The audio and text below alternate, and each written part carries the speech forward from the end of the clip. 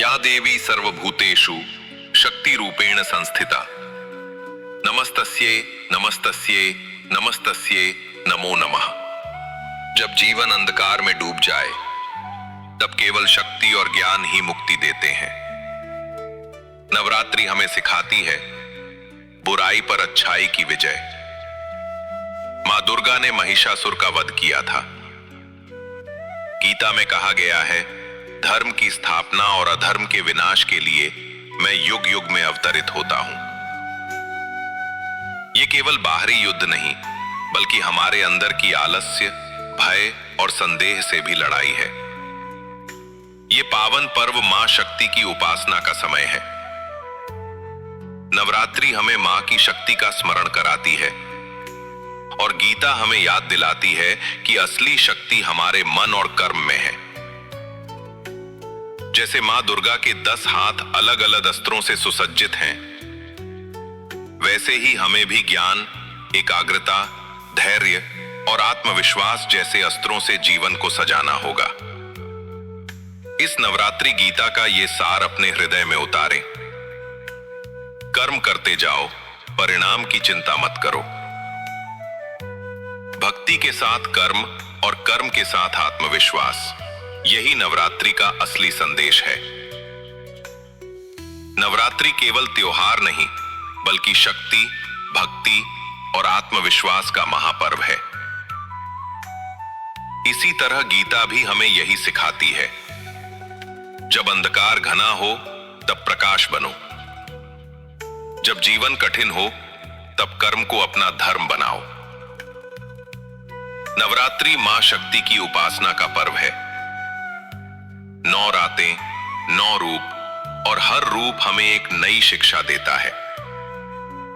मां शैलपुत्री हमें सिखाती हैं सरलता, मां ब्रह्मचारिणी तपस्या और धैर्य, मां चंद्रघंटा साहस, मां कूष्मांडा सृजन की शक्ति, मां स्कंद माता करुणा, मां कात्यायनी वीरता, मां कालरात्रि अंधकार पर विजय, मां महागौरी पवित्रता और मां सिद्धिदात्री पूर्णता।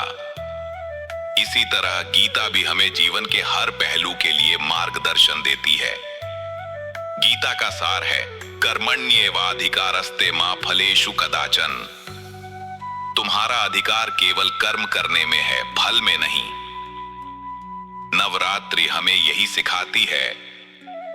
जैसे मां दुर्गा ने असुरों का वध किया, वैसे ही हमें भी अपने भीतर की बुराइयों को नष्ट करना है। अहंकार, आलस्य, भय और असफलता का डर, यही हमारे असुर हैं। और जब हम गीता का संदेश जीवन में उतारते हैं, तो यह असुर अपने आप पराजित हो जाते हैं। मां दुर्गा के 10 हाथ केवल प्रतीक हैं। वह हमें बताते हैं कि जीवन में सफल होने के लिए हमें भी अनेक शक्तियों की आवश्यकता है। एक हाथ में साहस, एक हाथ में धैर्य, एक हाथ में करुणा, एक हाथ में ज्ञान। इसी तरह हमें भी अपनी शक्तियों को संतुलित करना होगा। गीता कहती है, जो मन को जीत लेता है वह संसार को जीत लेता है। नवरात्रि इस साधना का अवसर है। यह समय है जब हम अपने अंदर झांकें और कहें, मैं हारने नहीं आया, मैं लड़ने आया हूं। नवरात्रि हमें भक्ति सिखाती है और गीता हमें कर्म। भक्ति बिना कर्म अधूरी है और कर्म बिना भक्ति निष्ठाहीन है। अगर हम मां दुर्गा से शक्ति मांगते हैं तो हमें उसे कर्म में लगाना होगा। गीता का सच्चा संदेश है, उठो, जागो और अपने धर्म का पालन करो। मां शक्ति हमें प्रेरणा देती है, गीता हमें दिशा देती है। जब यह दोनों मिल जाते हैं तो जीवन का हर संघर्ष आसान हो जाता है। इस नवरात्रि एक संकल्प लें, मैं भय नहीं विश्वास चुनूंगा, मैं आलस्य नहीं कर्म चुनूंगा, मैं निराशा नहीं आशा चुनूंगा। यही गीता सार है, यही नवरात्रि का सच्चा संदेश। दुर्गा अष्टमी के दिन शक्ति की आराधना का दिन। याद कीजिए, जब मां दुर्गा ने महिषासुर का वध करके धरती को अन्याय और अत्याचार से मुक्त किया था। पर सवाल है, मां दुर्गा की इस शक्ति को हम अपने जीवन में कैसे अपनाएं? एक साधारण इंसान, मुसीबतों और भय से दबा हुआ, सामर्थ्य था पर आत्मविश्वास नहीं। फिर उसने गीता का संदेश सुना, उठो, अपने कर्तव्य का पालन करो, क्योंकि तुम में दिव्यता है। और उसी क्षण जैसे भीतर एक शक्ति जाग उठी।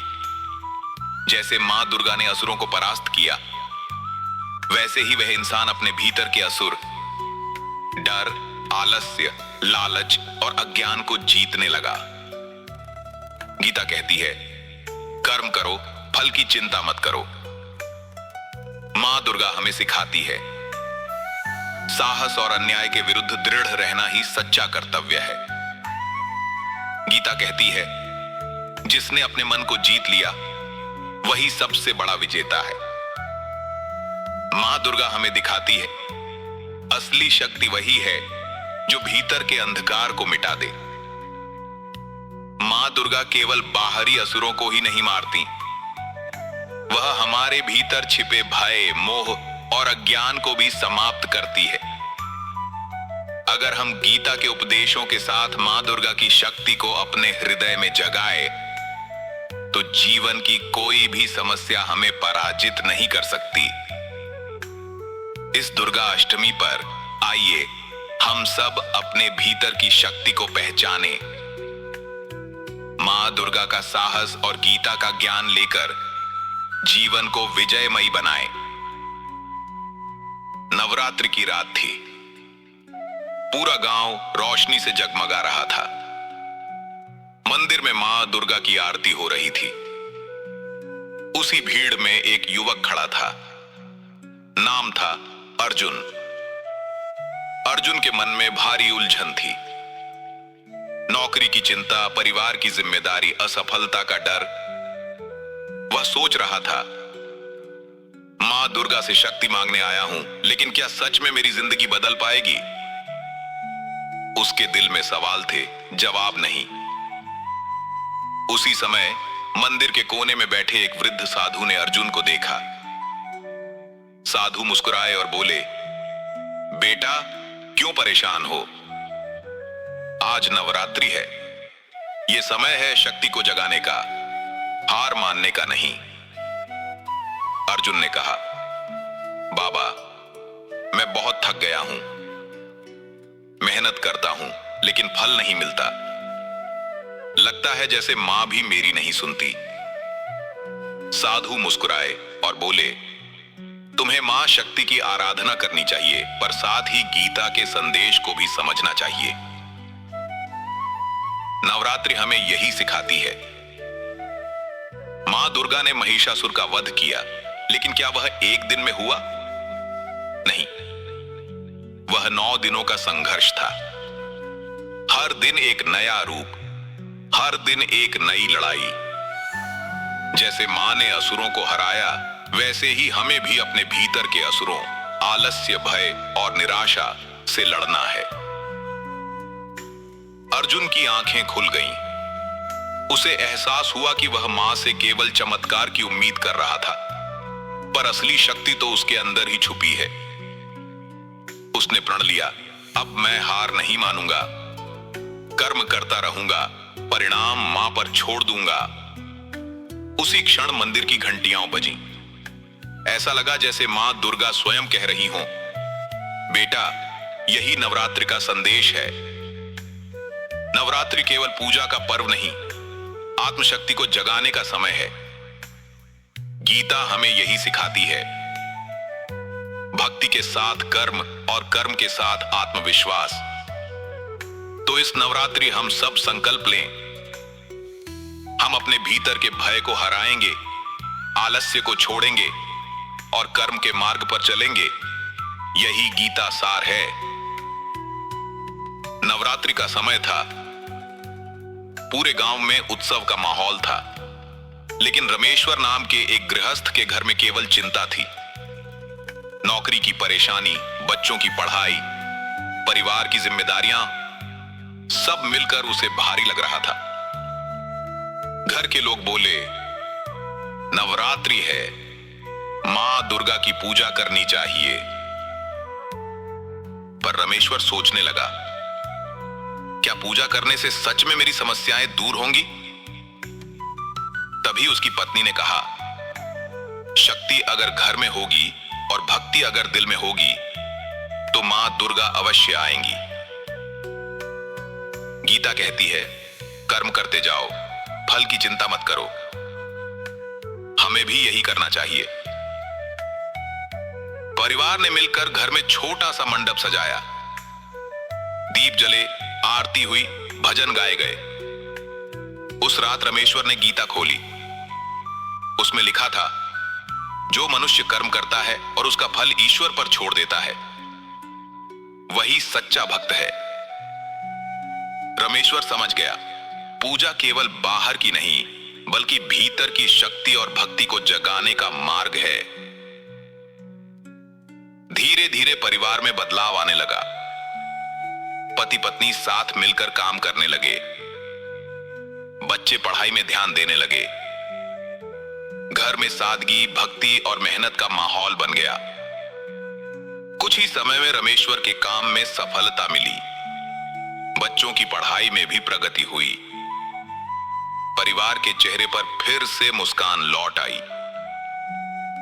इस कहानी से हमें यही शिक्षा मिलती है, अगर घर में शक्ति और भक्ति दोनों साथ हों तो मां दुर्गा की कृपा अवश्य मिलती है। नवरात्रि हमें मां की शक्ति का स्मरण कराती है और गीता हमें कर्म का मार्ग दिखाती है। इस नवरात्रि अपने घर में भी शक्ति और भक्ति का दीपक जलाइए। बहुत समय पहले जब असुरों ने अपनी शक्ति से धरती, स्वर्ग और पाताल तीनों लोकों को आतंकित कर दिया था, तब देवता असहाय हो उठे। महिषासुर नामक राक्षस ने तो देवलोक पर कब्जा कर लिया। इंद्र, वरुण, अग्नि, वायु सभी देवता भयभीत होकर भगवान विष्णु और भगवान शिव के पास पहुंचे। सभी देवताओं ने एक स्वर में प्रार्थना की, हे प्रभु, अब केवल आप ही हमारी रक्षा कर सकते हैं। तभी भगवान विष्णु और भगवान शिव के तेज के साथ सब देवताओं का तेज मिलकर एक दिव्य ज्योति बनी। उस ज्योति से प्रकट हुई आदि शक्ति मां दुर्गा, 10 भुजाओं में शस्त्र धारण किए हुए, सिंह पर सवार, तेजस्वी और अद्वितीय। महिषासुर ने यह देखा तो हंसकर कहा, एक स्त्री मुझसे युद्ध करेगी, यह असंभव है। लेकिन मां दुर्गा ने दृढ़ स्वर में कहा, असुर, आज तेरा अंत निश्चित है।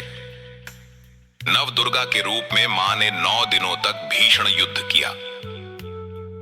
एक दिन मां ने चामुंडा रूप धारण कर चंड मुंड का वध किया। दूसरे दिन महिषासुर की सेना को चूर चूर कर दिया। 8वें दिन महागौरी रूप में मां ने दैत्यों को नष्ट किया। 9वीं के दिन महिषासुर ने भैंसे का रूप धारण कर मां पर आक्रमण किया।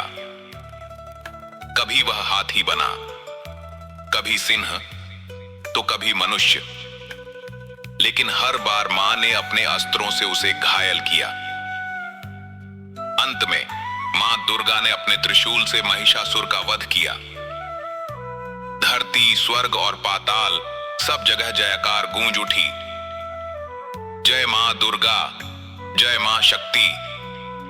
मां शक्ति की इस विजय कथा से हमें शिक्षा मिलती है, बुराई चाहे कितनी भी बड़ी क्यों ना हो, सत्य और धर्म की रक्षा के लिए शक्ति का जागरण आवश्यक है।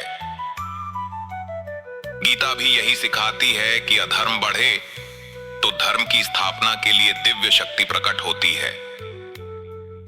नवरात्रि हमें यही याद दिलाती है कि जब हम अपने अंदर की भक्ति और शक्ति को जगाते हैं, तब हर महिषासुर पर विजय पा सकते हैं। प्रिय दर्शकों, मां शक्ति की इस कथा से हमें यही शिक्षा मिलती है कि चाहे जीवन में कितनी भी कठिनाइयां और अंधकार क्यों ना हो, सत्य और धर्म के मार्ग पर चलने वाला सदैव विजयी होता है। नवरात्रि के इन पावन दिनों में आइए हम सब भक्ति और शक्ति को एक साथ अपने जीवन में उतारें। भक्ति हमारे हृदय को शुद्ध करती है और शक्ति हमें हर चुनौती का सामना करने का साहस देती है। आओ सब मिलकर एक स्वर में पुकारें, जय मां दुर्गा, जय मां शक्ति।